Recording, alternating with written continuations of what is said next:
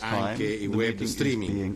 La ragione di questa importante novità è la presenza del signor Zuckerberg, fondatore di Facebook. La riunione si concluderà alle ore 19:30. Thank you, Mr. Zuckerberg, for accepting our invitation. This is an important mark of respect towards the European Parliament and the European citizens that are represented here. In this room, all political groups are present. Here you can explain what happened, inform them of what you have done to solve the problem and answer their questions.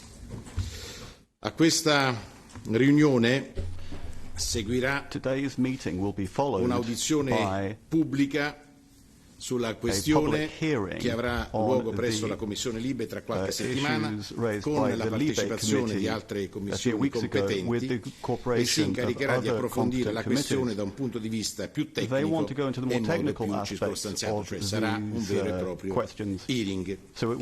Fra esattamente un anno, 400 milioni di europei andranno a scegliere i loro rappresentanti e noi vorremmo che il voto di ciascuno di loro fosse veramente libero. Purtroppo la vicenda Cambridge Analytica sulla raccolta e l'utilizzo non legale di dati personali al fine di influenzare i risultati elettorali è allarmante. I nostri cittadini meritano una completa e dettagliata spiegazione di quanto accaduto, perché abbiamo invitato il signor Zuckerberg a essere qui con noi questo pomeriggio. Io mi aspetto che anche tutte le altre piattaforme digitali collaborino con il nostro Parlamento. I nostri cittadini chiedono di esercitare il diritto di voto in piena consapevolezza sulla base di informazioni veritiere. Dobbiamo garantire che i loro dati personali non vengano mai, ripeto, mai utilizzati per manipolare illecitamente il processo democratico. I dati generati dagli utenti sono diventati una risorsa di inestimabile valore e c'è chi è disposto a pagarli anche profumatamente. Sono il core business di molte piattaforme digitali e il prezzo che molti utenti pagano, talvolta inavvertitamente, in cambio di servizi spesso gratuiti. La democrazia però non può e non deve essere trasformata in un'operazione di marketing in cui chi si impossessa dei nostri dati acquisisce un vantaggio politico. E c'è il rischio che all'interno e all'esterno dell'Unione Europea, ma forse anche all'interno della nostra Unione, possano utilizzare in maniera fraudolenta i dati. Noi sappiamo già che i cittadini europei, il 99% ha riscontrato notizie totalmente false diffuse dalle piattaforme, l'83% ritiene che le fake news rappresentino una minaccia per la democrazia. Ecco perché noi vogliamo che i giganti digitali rispettino le norme sul raccolto e utilizzo dei nostri dati, e fra 2 giorni entrerà in vigore il nuovo regolamento europeo sulla protezione dei dati personali. Queste regole, all'avanguardia, volute fortemente dal nostro Parlamento, prevedono anche pesanti sanzioni contro l'abuso dei dati personali. L'incontro di oggi rappresenta soltanto un punto di partenza verso una nuova forma di governance delle piattaforme digitali. Noi siamo il regolatore e al termine di tutte le audizioni che avremo, il Parlamento potrà indicare delle soluzioni concrete che le piattaforme dovranno introdurre per mettere al riparo tutte le prossime elezioni da ogni rischio di manipolazione. Noi vogliamo definire quanto prima un quadro di regole che garantisca un corretto funzionamento del mercato digitale. Questo quadro deve imporre nuove responsabilità per gli operatori e la protezione dei dati personali, dei diritti d'autore e dei consumatori. I social media sono ormai parte del nostro vivere, del nostro relazionarci. Non vogliamo certo rinunciarvi, chiediamo però di poterli usare con serenità, senza mettere a rischio la nostra privacy, la nostra libertà e anche la nostra sicurezza, perché c'è anche un problema che riguarda il terrorismo. The issue of terrorism out there. Il signor Zuckerberg and I'm sure that Mr. Zuckerberg will also say a few words about this situation. All too many terrorists have got in contact through the social media platforms. We need to prevent this from happening again in future. Europe and the whole world are under attack. A volte I nostri valori fondamentali sono offesi attraverso i social media. Fundamental values. Razzismo, antisemitismo, omofobia. Noi dobbiamo fare in modo che questo non accada più. Abbiamo bisogno anche che i mezzi di social media reagiscano e chiediamo loro di contribuire in maniera determinante. Cosa fare e cosa intendono fare.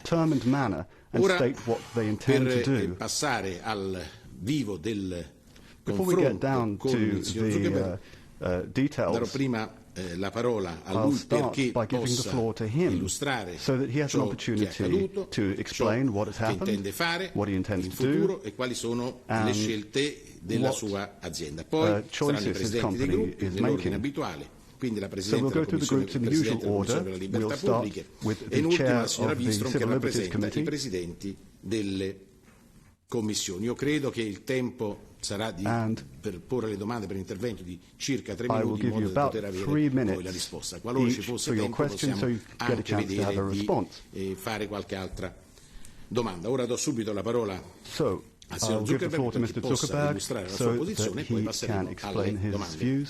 And then we'll pass on to the questions. President Tajani, honorable members of the European Parliament, it's good to be back in Europe. Thank you for inviting me here today for this important discussion. Now, Europeans make up a large and incredibly important part of our global community, and many of the values that Europeans care about deeply are values that we share, from the importance of human rights and the need for community, to the love of technology and all the potential that it can bring. Now, we've always focused on all the good that technology and connecting people can bring, and as Facebook has grown, it has helped give people everywhere around the world new tools to stay connected to the people they care about most. After the recent terrorist attacks in Berlin and Paris, London, and here in Brussels, tens of thousands of people have used our safety check tool to tell the people they love that they're safe. Refugees arriving in Europe are using Facebook to stay in touch with their loved ones back home and find new communities here. There are 18 million small businesses here in Europe that use Facebook today, mostly for free, almost half of whom say that they have hired more people as a result of their use of our tools. But it's also become clear over the last couple of years that we haven't done enough to prevent these tools from being used for harm as well. And that goes for fake news, foreign interference in elections, and developers misusing people's information. We didn't take a broad enough view of our responsibility, and that was a mistake, and I'm sorry for it. It's going to take time to work through all of the changes that we need to make here, but I'm committed to getting this right, and to making the significant investments that are necessary to keep people safe. For example, we are doubling the number of people working on safety and security at our company to more than 20,000 by the end of this year. On top of the investments that we're making in other areas, I expect that these increased investments in security will significantly impact our profitability. But I want to be clear. Keeping people safe will always be more important than maximizing our profits. Now let me start by explaining the action we're taking to prevent what happened with Cambridge Analytica from happening again. Back in 2014, we changed our policies to more tightly restrict the information that apps could get and to proactively review all apps asking for more data. So now we're going to go even further than this. First, when you use an app, it's now only going to get limited access to your information, your name, your profile photo, and your email address, unless they've gone through a full review. So that's much less information than apps can get on mobile platforms today. Second, if you haven't used an app in 3 months, we're going to prevent that app from accessing your information until you authorize it again.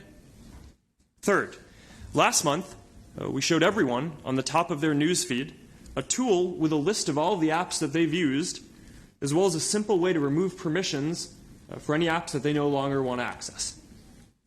Finally, we're investigating every single app that had access to a large amount of people's information before we locked down our platform in 2014. And where we have concerns, we're going to conduct an audit and suspend the app.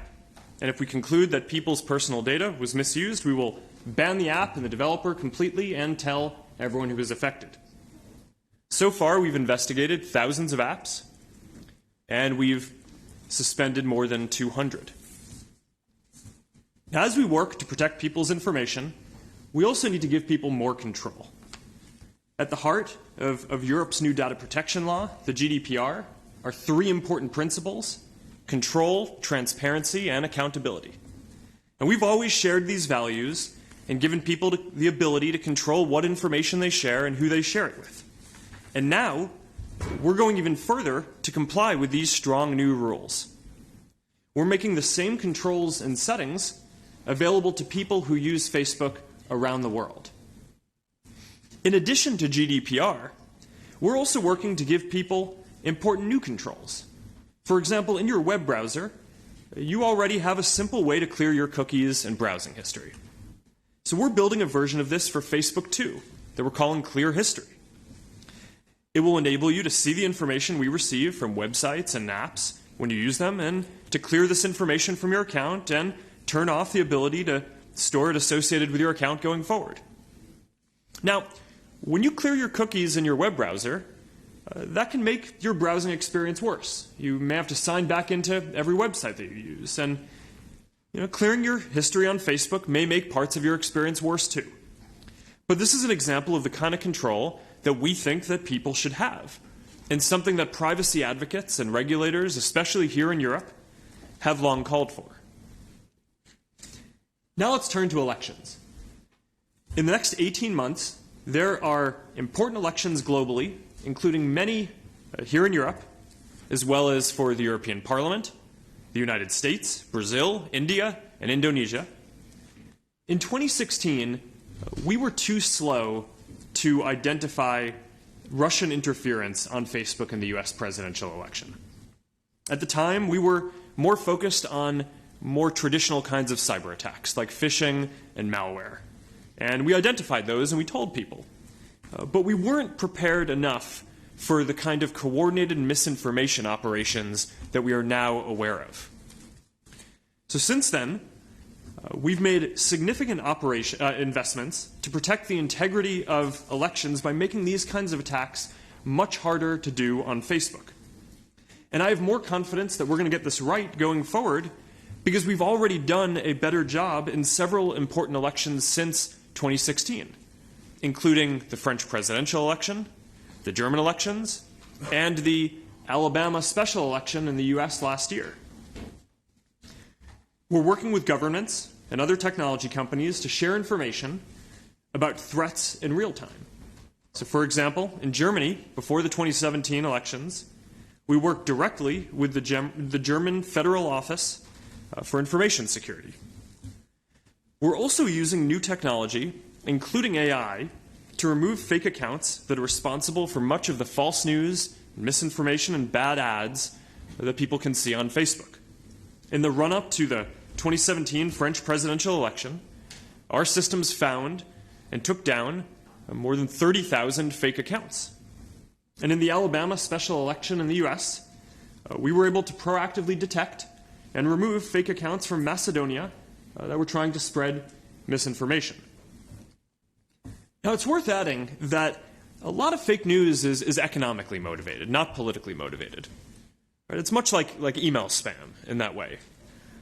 The playbook for fighting this is removing the ways in which spammers can make money, so then they just go and do something else. So to do this, we've banned sites that regularly run fake news from using our ads products so they can't make money from it. We built our systems to penalize clickbait and sensationalism. And we also reduce the distribution of stories in newsfeed that have been rated as false by third-party fact-checkers. Finally, we're making advertising on Facebook much more transparent. So we built a new tool that lets you see all of the ads that any page is running. So now you can see all of the different messages that an advertiser or a political actor are sending to all of the different audiences that they're trying to reach. We're now testing this in Canada and Ireland, and we're going to launch it globally this summer. Increased transparency is going to lead to increased accountability and responsibility for all advertisers on our systems over time. Now, security is not a problem that you can ever fully solve. We face sophisticated, well-funded adversaries who are constantly evolving. But we're committed to continuing to invest heavily and improving our techniques to make sure that we stay ahead. And we're going to keep building tools to help more people make their voices heard in the democratic process as well. In addition to working on election integrity, Facebook plays a positive role in elections around the world by helping leaders like all of you connect directly with voters. And our Get Out the Vote efforts have helped millions of people register around the world who may have not gone to the polls otherwise. I am determined to keep building tools that bring people together in meaningful new ways while we work to address our safety and security challenges as well. We're very committed to Europe. Almost 400 million people in Europe rely on our services to connect and communicate with their friends and the communities that matter most to them. Dublin is home to our European headquarters. London is home to our biggest engineering team outside of the United States. Paris is home to a big part of our artificial intelligence research. And we have data centers in Sweden and Ireland, and we're building a new one in Denmark that will come online in 2020. By the end of 2018, Facebook will employ 10,000 people across 12 European cities, up from 7,000 today. And we will continue to invest in Europe in the years ahead, including we've committed to providing 1 million people and small businesses with digital skills training by 2020. Now, my priority has always been our social mission of connecting people, helping people build communities, and working to bring the world closer together. And I believe deeply in what we're doing. And when we address these challenges, I know that we're going to look back and view helping people connect and giving more people a voice as a positive force, both here in Europe and around the world. So thank you for inviting me to the European Parliament today, and I am ready to take your questions, which I'm looking forward to hearing, and I'll answer together at the end. Thank you. The first speaker is Manfred Weber, Chair of the Group of the European People Party. You have the floor. Mr. Zuckerberg, welcome to the European Parliament, and I want to thank also our President Tajani for organizing this meeting. To apologize is a good thing, and it is absolutely needed. Consumers in Europe are worried, disappointed, concerned about what happened, and that's why it's great that you're here, you're present, you're showing respect toward the EU consumers. That is a good, positive signal. But you know that this is not enough, and you said this in your presentation. Now it's about acting. The implementation of the data protection rules, which we'll get into force this week, is an important step. It's good that you are implementing now the rules we are setting, and it's also good to hear for us as European lawmakers that they are using the European data protection rules for global standards. So that's good to know, and it's good to see. In this regard of this acting aspect, I have two very concrete questions, first of all. The first question is about when you recognized the scandal about Cambridge Analytica, you decided to stop the access of some of your business partners to the database of Facebook. You said this in your presentation also today. I want to ask you, why didn't you do it for all the business partners? So my first concrete question is Cambridge Analytica an isolated case, or would you say it's the top of the iceberg? So the concrete question is, can you guarantee to the Europeans that another scandal will not happen in 3, 6, or 9 months' time? A second point in regard to this question of acting is, and there I want to make a follow-up of the questions in Washington. Our colleagues did already a great job there. Senator Kamala Harris asked whether you personally made the decision in December 2015 15, when you became aware about the Cambridge Analytica data breach, to not notify your users. Because that is, I think, an extremely important point. Transparency, that the people know what is happening with the data, is crucial for us as Europeans. So were you informed, and why no information to the users? That are the two questions I want to put on the table on the scandal itself. I think our LIBE colleagues will do a follow-up on this. That's why I want to also come to a more general reflection on Facebook and what it means for our societies. Your company has already today a tremendous power. You know this. For example, the question, who is number one on the messages and who is number 10, who is number 100. There you have an algorithm behind, and these rules are incomprehensible for the moment. Nobody knows about them. We should, I think, discuss about the laws that oblige you to make these algorithms public in the future. Because when you have so much power about who is visible in the social media and who is not visible, that cannot be longer anymore a decision of a company. That is, I think, a decision for our societies. I think this is necessary, and I'm interested in your arguments why we shouldn't do so.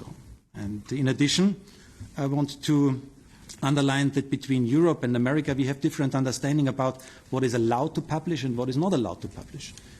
In Europe, for example, the question of videos and texts on radicalization by Islamists or the glorification of Nazi propaganda is unacceptable for us in Europe. In America, a lot of people would say that is covered by freedom of expression. So I see a lot of member states for the moment asking Facebook to voluntarily ban these messages. I think that is very submissive.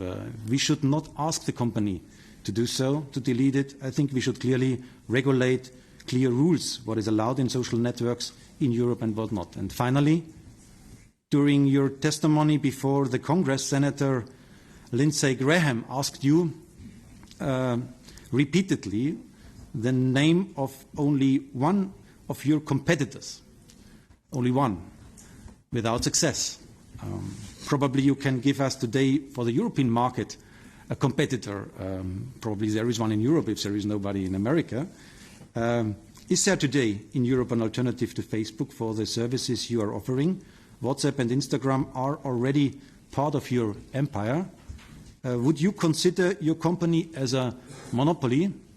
And I have to say, as a politician, I believe in markets and rules, but I also want to stop all kinds of possible monopolies.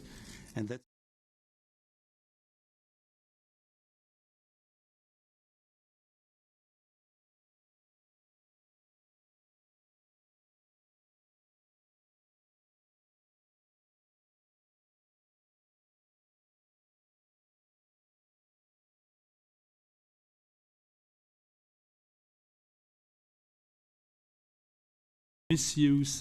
vos pratiques permettent d'avoir des soupçons d'abus et de détournement à des fins politiques. Vous avez parlé des progrès de la législation européenne. Êtes-vous prêt à vous plier entièrement aux nouvelles règles européennes dans les 3 prochains jours? Parce que l'entrée en vigueur sera le 25 de ce mois. Le règlement sur la protection générale des données entrera en vigueur. Pouvez-vous nous garantir que Facebook respecte les nouvelles règles et pouvez-vous nous assurer que Facebook ne collectera pas de données pour les vendre à des tiers sans consentement, notamment si des gens veulent se retirer de Facebook, à quelles conditions leurs données seront-elles complètement effacées et à quelle vitesse? Nous aimerions savoir comment vous allez nous expliquer l'augmentation du nombre de faux comptes.